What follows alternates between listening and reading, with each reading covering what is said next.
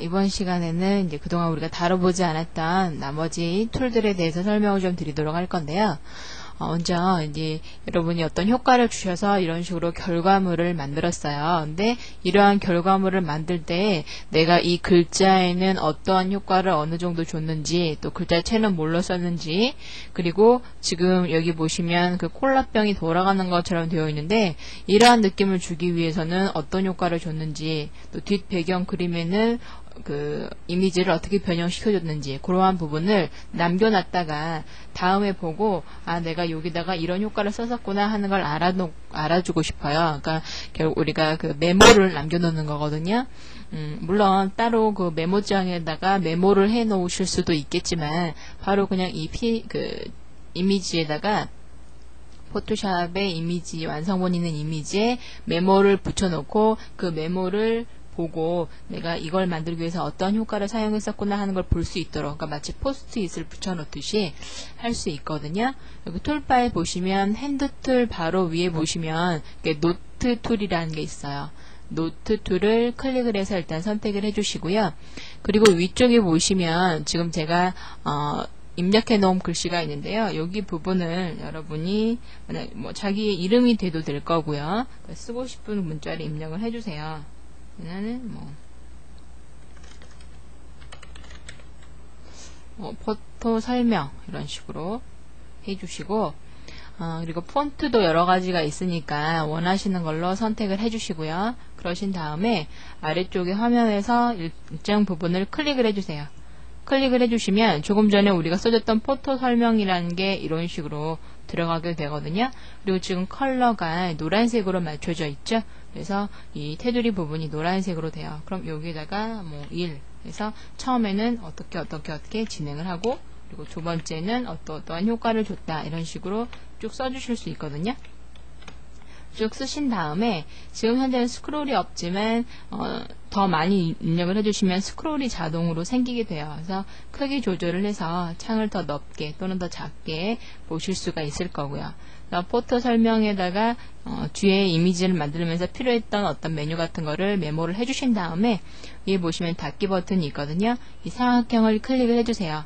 그럼 보시는 것처럼 이렇게 완성된 모양이 보이실 거예요. 이거를 이 포토 설명이라는 걸 드래그를 이렇게 해서 마우스 왼쪽 버튼 누르고 드래그를 해주시면 되는데요. 이때 이 모양일 때는 지금 현재 화면에 보이시는 이러한 마우스 포인터 모양일 경우에 클릭을 해주시면 또 설명을 쓰기 위한 어떤 창이 이렇게 뜨게 되는 거예요. 그리고 옮기고 싶으실 경우에는 이렇게 올라가서 화살표 모양일 때 클릭을 해주면 손바닥 모양으로 바뀌거든요. 이때 드래그해서 메모를 놔주놓고 싶은 부분에 놔주시면 되고, 여기도 마찬가지 드래그를 시켜서 놓고자 하는 부분에다가 놓고 손을 빼주시면 돼요. 그리고 이걸 읽으실 때에는 더블 클릭을 해주시면 그 안에 있는 내용이 이렇게 화면상에 보여지게 되는 거겠죠. 그럼 지금 현재 두 개의 메모가 화면상에 들어가 있는데요. 만약 이 메모를 내가 없애주고 싶다 그러면 일단 보시면 선택되지 않은 메모는 윗단이 검정색이고 아랫단 부분은 원래 갔던 이 노란색이 표현이 됐고요. 선택이 되어 있는 거는 이렇게 아래쪽 부분이 이렇게 회색으로 선택이 돼요. 그쵸? 클릭을 해주면 회색으로 선택이 되거든요. 그럼 일단 선택을 해놓고 키보드에서 딜리트 버튼을 여러분이 눌러주시면 지금 그 선택되어 있는 부분을 정말 지울 것인지 누르라고 나옵니다. 그래서 OK 버튼을 눌러주시면 그 메뉴가 사라지게 돼요. 이런 식으로 메모를 입력을 해주시고, 화면에 이제 2개 이상 여러 개의 메모가 있는데 이 메모를 한꺼번에 다 없애주고 싶다 그러실 경우에는 위쪽에 옵션 바에 보시면 클리어 올이라는 게 있어요. 이걸 클릭을 해주시면 화면에 있는 모든 메모들이 다 지워지게 되는 거죠. 이렇게 포스트잇처럼 붙여놓으실 수가 있고요. 그 다음 우리가 이 아이드로퍼 툴을 사용을 해서 예를 들어서 여기 하늘에서 여기 해당하는 색깔이 어떤 색깔인지 보고 싶어서 클릭을 했어요. 클릭을 하시고 나면은 그 색깔이 이렇게 전경색으로 표현이 되는 거잖아요. 그죠? 요 클릭했던 부분의 색깔 값이 무엇인지 RGB의 값이 이렇게 컬러 팔레트에 뜨게 되거든요. 그런데 지금처럼 한 가지의 색깔만 사용하는 거 아니고요. 여러 가지 색깔에 해당하는 색상 정보를 한꺼번에 알고 싶어요. 그러실 경우에는 이 아이드로퍼 툴에 보시면은 컬러 스탬플러 툴이라는 게 있거든요. 컬러 샘플러 툴이라는 게 있어요.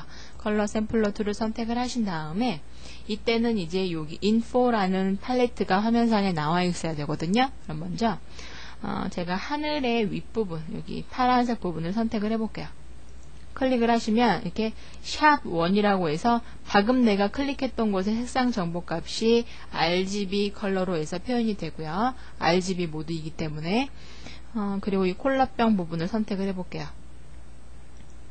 그러면 이 콜라병 부분에 해당하는 여기 이 부분, 두 번째 부분, 그러니까 샵2에 해당하는 부분의 이미지의 값은 이거고, 그 다음에 여기 풀이 있는 부분, 여기 있는 부분은 컬러 값. 이거는 총 4개까지 될 수 있거든요. 또 여기 지붕의 값, 클릭. 지금 샵 1부터 샵 4까지 4가지. 그러니까 지금 보면 화면상에 1, 2, 3, 4 하고 우리가 클릭해줬던 부분이 그대로 남아있죠. 4개 이상은 안 돼요. 또 누르려고 클릭을 하잖아요. 그러면 4개 이상은 샘플러로 줄 수 없다. 4개가 최대값이다 하고 나오게 되죠. 그죠?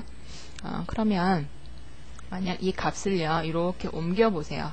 옮겨보시면 조금 전에 첫 번째 값이 RGB 값이 나와 있었잖아요. 그 RGB 값이 고정이 되어 있는 게 아니고 옮겨주시면은 그 현재 옮겨진 곳에 해당하는 값이 색상값이 얼마인지가 이렇게 표현이 돼요. 이런 식으로 여기도 마찬가지. 이걸 이제 옮겨주실 때에는요, 툴의 모양을 그러니까 마우스 포인터 모양을 잘 보시고 이렇게 안으로 들어가면 삼각형 모양으로 바뀌거든요.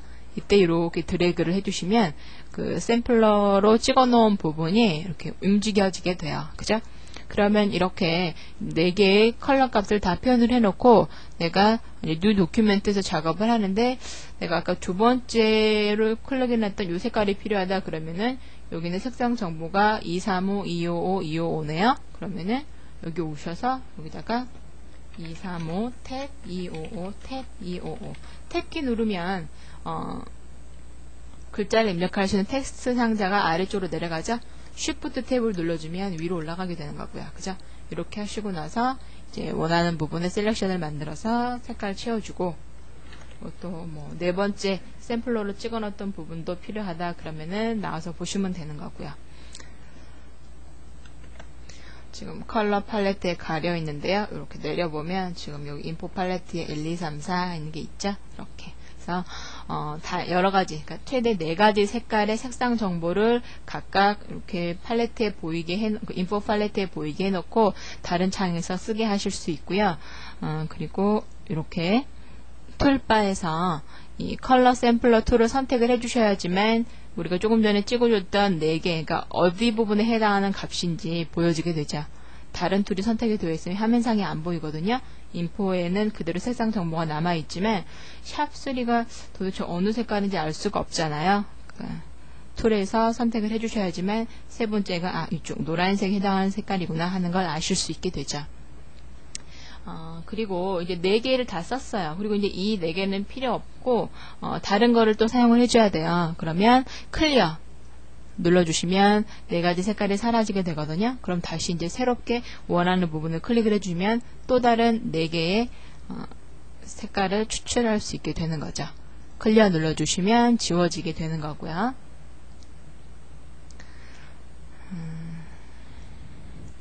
그리고 여기 보시면은 지금 자 모양이 있죠. 이건 길이를 재는 거예요. 드래그를 이렇게 해주시면요. 들어가서 이렇게 드래그를 하시면 위쪽에 옵션 바를 보세요. 옵션 바를 보시면은 지금 XY 값이 405에 408이라고 되어 있죠. 그러니까 처음 클릭해줬다. 그러니까 바로 여기 처음 지점이 X는 405, Y는 408이라는 좌표 값이고요. 그 다음에 W하고 H의 값이 이렇게 변화가 되잖아요. 그건 길이가 되는 거겠죠. 그죠?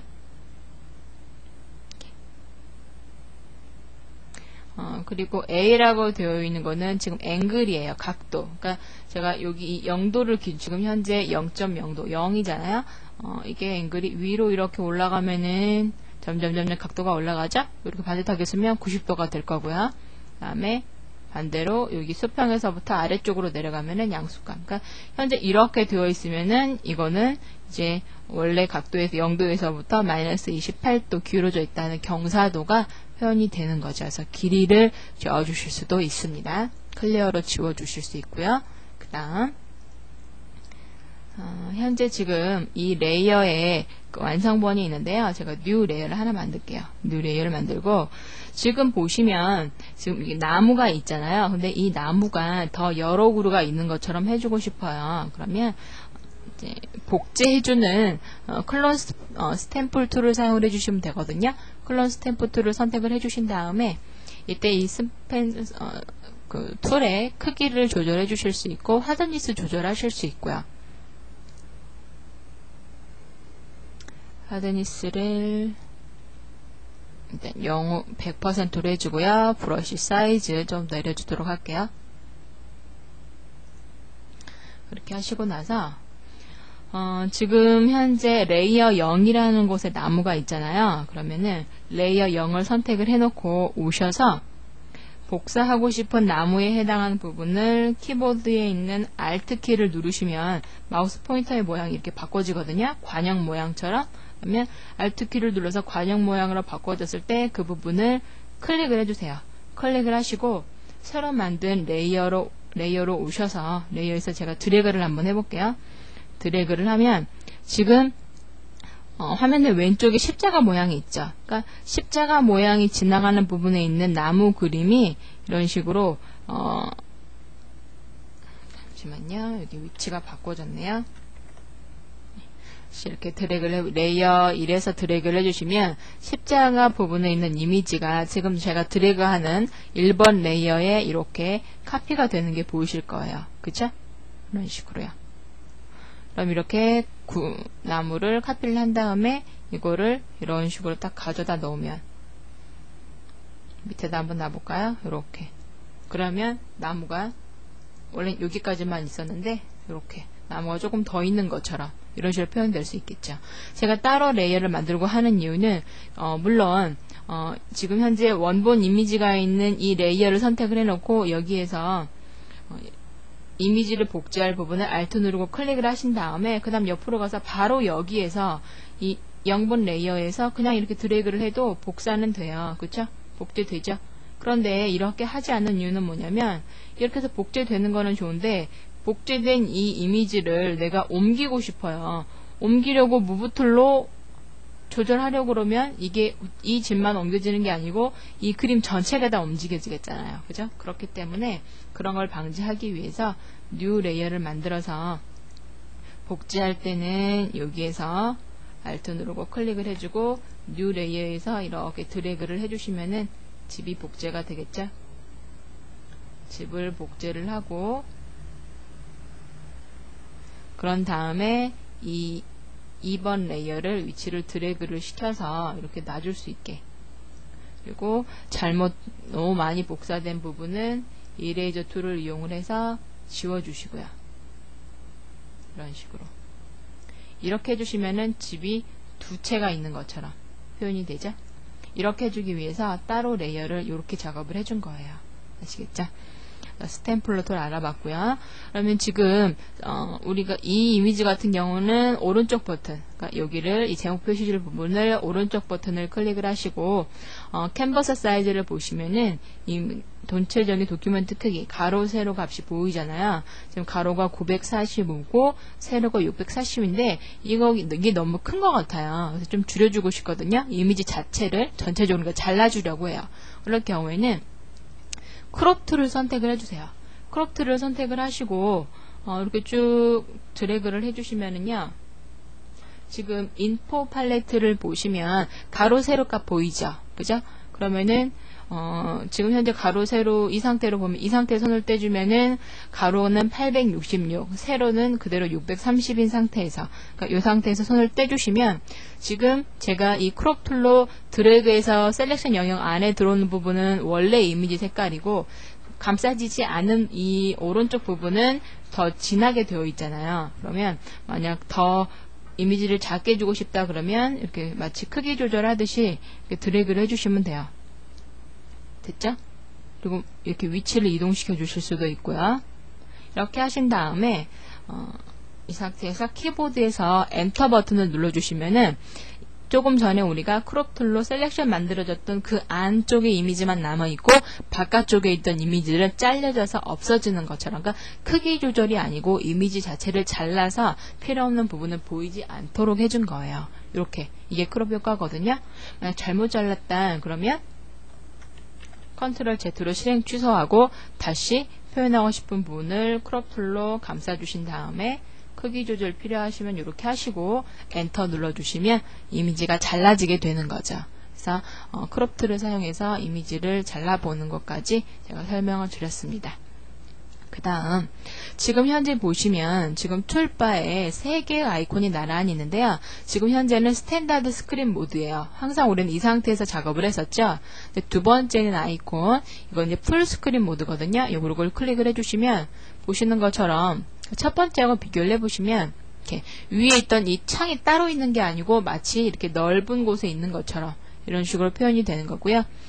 마지막에 세 번째는 풀 스크린 모드를 선택을 해주시면은 현재 여기 두 번째 있는 걸 선택을 해주시면은 보시는 것처럼 풀 스크린 윗 메뉴바, 그래서 아래쪽에 작업 영역 부분은 풀 스크린이 되고 그 다음 위에 메뉴는 그대로 남아 있어요. 그런데 마지막에 있는 그냥 단순한 풀 스크린을 선택을 해주면 아래쪽 그 작업할 수 있는 영역만 보이고 메뉴도 안 보이게 되는 거거든요. 그러니까 만약 큰 이미지를 작업을 하실 때 이런 식으로 이미지가 따로 이렇게 새로운 창이 아니고 풀스크린이었으면 좋겠다 하실 경우에 두 번째 거 눌러주시고, 이제 메뉴를 쓰실 때에는 두 번째에는 풀스크린 윗 메뉴바가 선택이 되어 있어야겠지만 내가 지금 이제 메뉴를 쓰지 않고 툴바에 해당하는 옵션의 내용만 조절하면서 해야겠다 그럴 경우에는 그냥 풀스크린 모드를 사용하면 화면이 조금 더 넓어지게 되는 거죠. 그렇죠?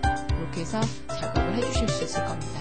화면 자체에 모드를 수정할 수 있다는 것을 기억을 해두시기 바랍니다.